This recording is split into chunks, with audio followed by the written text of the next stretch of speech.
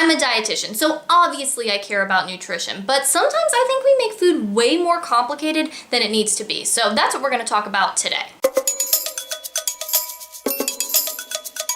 So today we're doing a little bit more of a chatty video. I just had something come up and I wanted to talk to you about it. So if you follow me on Instagram or Snapchat, then you might remember that a few days ago I did a health fair. And I do health fairs pretty often. I think they're fun. It's just a good opportunity for me to get out and talk to a lot of people that maybe wouldn't come across my stuff normally, or that I might not come across them normally. So they're a lot of fun, and it's really interesting for me to talk to a lot of different people and just hear what they have to say and hear what's going on with them and what they might need more information on.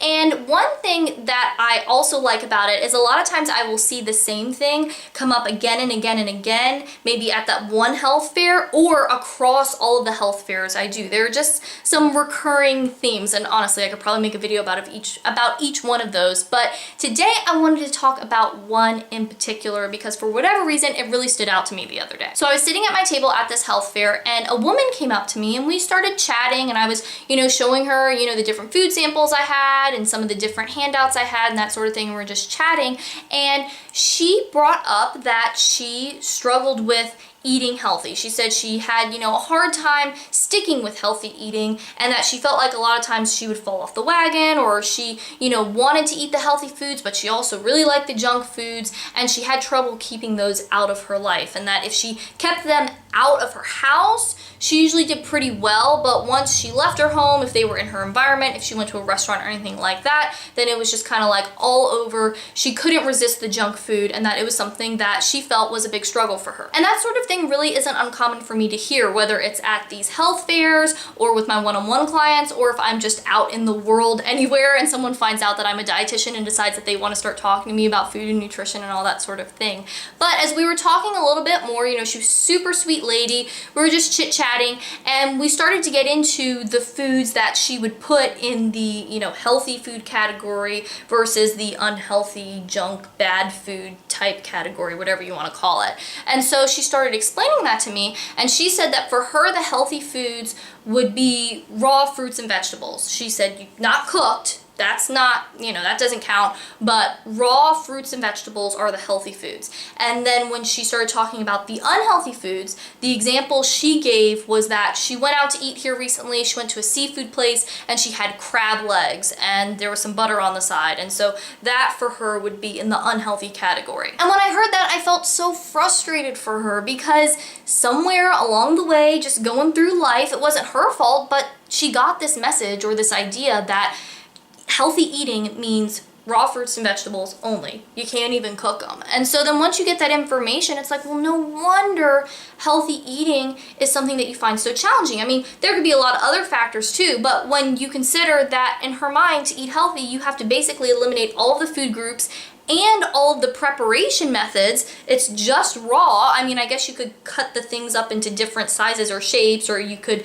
put something in the blender and then you get a little bit different texture, but really you don't have very many options there. And I think her experience is just an example of something that's much more widespread. Food rules. Food rules are everywhere, and I think they're so much a part of life for so many of us that we don't even necessarily recognize when they're there, or if we do, we don't recognize that they are a problem. I mean, there are so many people out there just trying to make food and nutrition a black and white thing.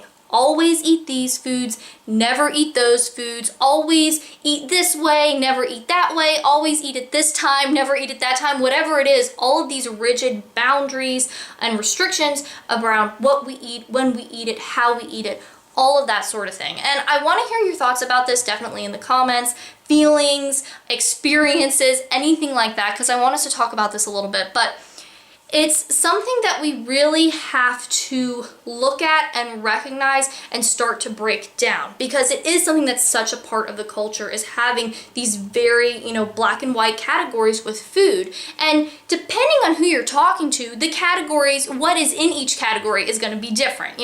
There's all kinds of versions of this, some a little bit more extreme than the others. We have the raw fruits and vegetables only type of thing, but then, you know, there's paleo, gluten-free, dairy-free, high carb, low fat, high carb, you know, and endless other variations, sugar-free. I mean, we could go on and on and on and on, and sometimes these different things kind of intersect and create hybrids. You're doing both at the same time, whatever, but there's so many of them out there, and so it really becomes an issue because what these things do is they make us feel good in the moment, right? Because we like that black and white type of thinking. We like to just be told, here's what to do, just do this, follow the rules and you'll be good. I mean, I know personally, I am very tempted by that sort of thing. I'm the type of person, I'm like, I just want to do what I'm supposed to do and then everything should work out. But that's not how life is, because with food and nutrition specifically, it's all in the gray, okay? There isn't good foods and bad foods and like these very like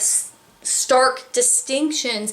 All foods have pros and cons. They all offer us different things, and they should all be a part of life, and we don't need to create these boundaries. But I think we like that because we do get that kind of initial boost of, this is easy, I don't have to think about it, I just do it and that's it. And so in the moment when we first get started with whatever different plan we're on or different diet philosophy we're following, you know, that does feel great at the beginning. But the problem with those sort of things is, one, they almost always never last. You know, there's the very small segment of people who are able to restrict their food for extended periods of time, and then we're getting into eating disorder category, so that's not necessarily a good thing either. But for most people, it's not going to last, so then you just go back to doing whatever, thinking, I'm just not even going to think about this nutrition and food stuff, you know, just totally going the other way. You know, we see that pendulum swing that I talk about so often. We're restricting, and then eventually we hit the breaking point, and then we swing over all the way over to the other side,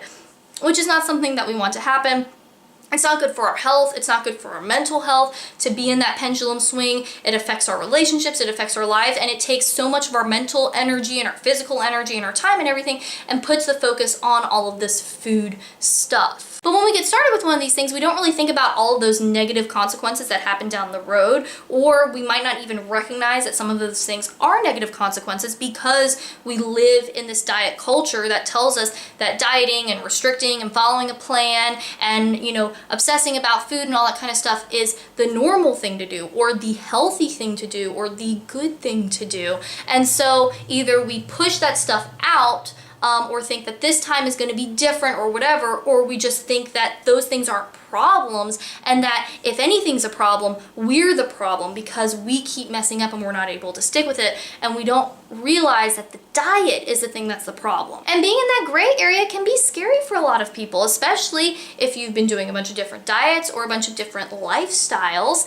then you aren't used to living life and eating food and doing all this stuff without these strict rules telling you what to do. So, you know, to let go and just say, okay, I'm gonna hang out here, can be really scary. You wonder what's gonna happen. I don't know how to do this, because after you've been dieting a lot, or even just been surrounded by all these dieting messages that we're just inundated with a lot of times, whether, you know, it's on television or the internet or magazines or just talking to our friends and family, we might have become disconnected from how to pay attention to ourselves. You know, that, you know, mindful, intuitive thing is something that we're born with, but then over the course of hearing and experiencing all this diety stuff, we disconnect from that. And for me, it really comes back to that thing that I'm telling you all the time, which is that eating healthy doesn't have to be complicated. It doesn't, but we make it complicated with all these diets and all these rules. We take something that should be a part of our life, something that, you know, we consider and we think about, but it makes it our whole life. It makes it this huge,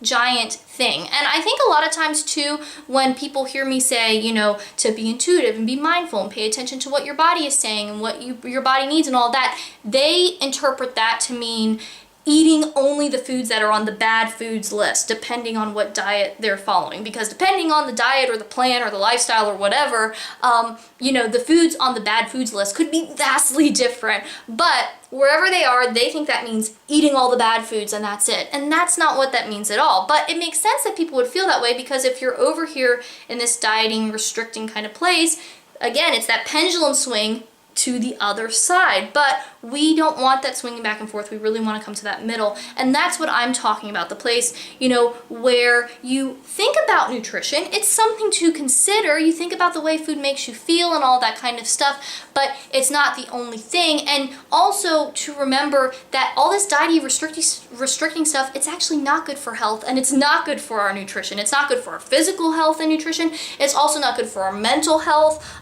It's actually creating a lot of things rather than helping. And so that's something that we have to think about too. And that's just kind of what I'm thinking about right now. It's not necessarily a 3 quick tips to whatever type of video, but I did think it was something that was important to talk about because it's been on my mind and I want to start this discussion with you and hear your thoughts on it in the comments. So let me know what you think. I hope you liked the video. And if you happen to be new here and you want more healthy eating tips and nutrition info and videos like this one, then make sure that you subscribe, because eating healthy and living a healthy lifestyle doesn't have to be complicated, and I want to show you how to do it. And if you want to watch some more videos, I have a couple linked over here that you might like. Thanks for watching. I hope you're having a great day, and I'll talk to you next time.